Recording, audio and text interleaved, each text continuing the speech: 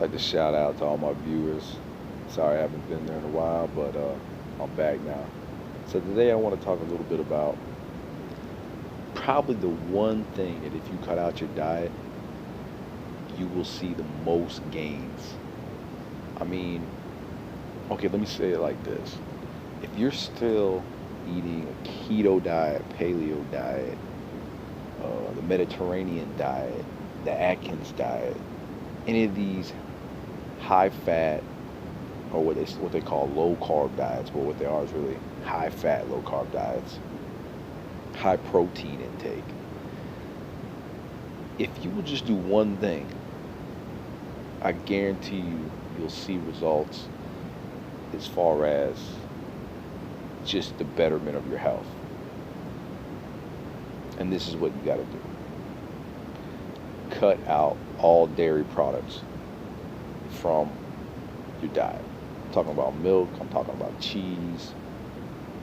You just cut those things out right there. You'll see an abundance of difference in your overall quality of health. So I want to share with y'all a little bit from this book, The 80-10 Diet, Dr. Douglas N. Graham.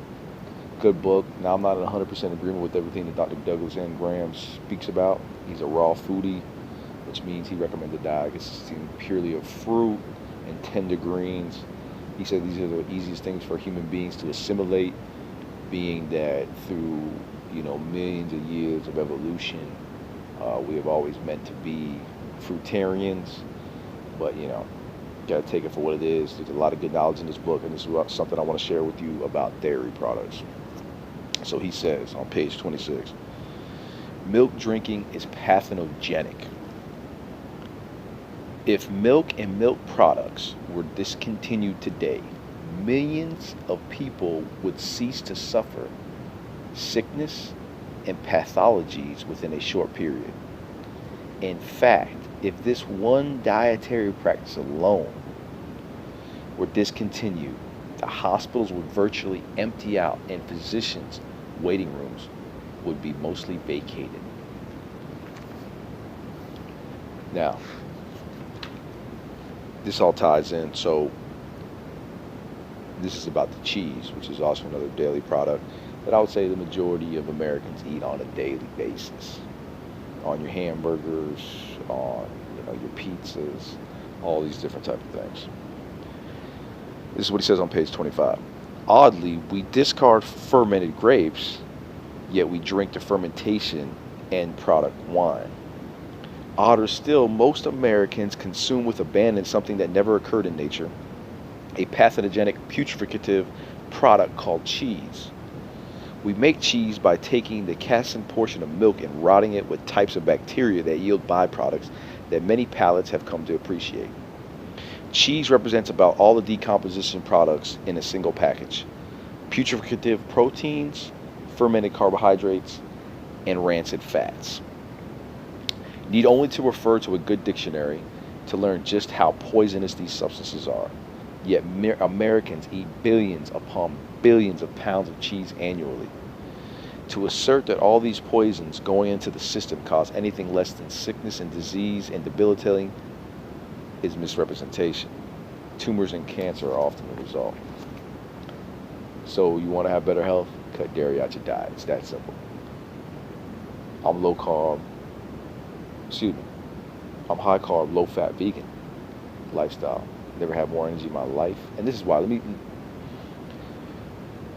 start here, because this is such a grand scheme, humongous talk for hour-long videos, right, about this. But let me just say it like this: when you eat cheese, when you eat these products that are fermented, your body, when you eat them, your body creates a reaction. It raises your white blood cell count. As we all know, your blood cells are your body's immune system, and they fight off disease.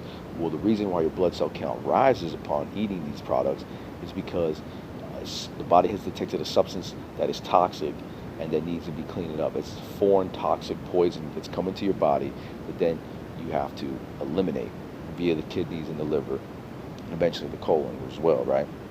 So with all this extra fat entering into your blood, it makes your blood thicker. So, and then it clogs your arteries because it sticks to the artery walls as it's passing in the blood through your arteries, through your veins.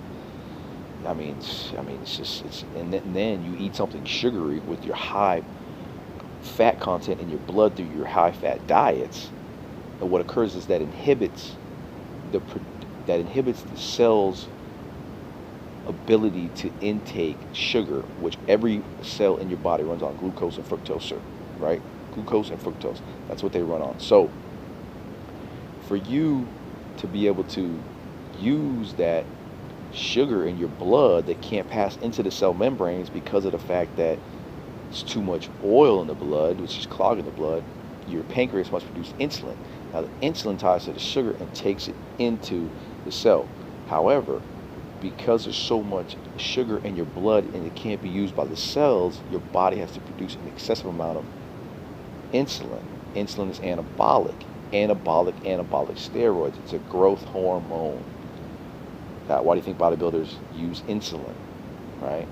All making sense now, ain't it to you guys? So there's just a little something like there y'all can enjoy, and yeah, get more deep into it maybe another day. But I just wanted to let y'all know a little bit what I've been doing, a lot of studying, a lot of reading, so I can better inform my viewers of the necessity to live a lifestyle that is fruitful, that's beneficial, and that is healthy, so you can live a long, lasting, joyful life.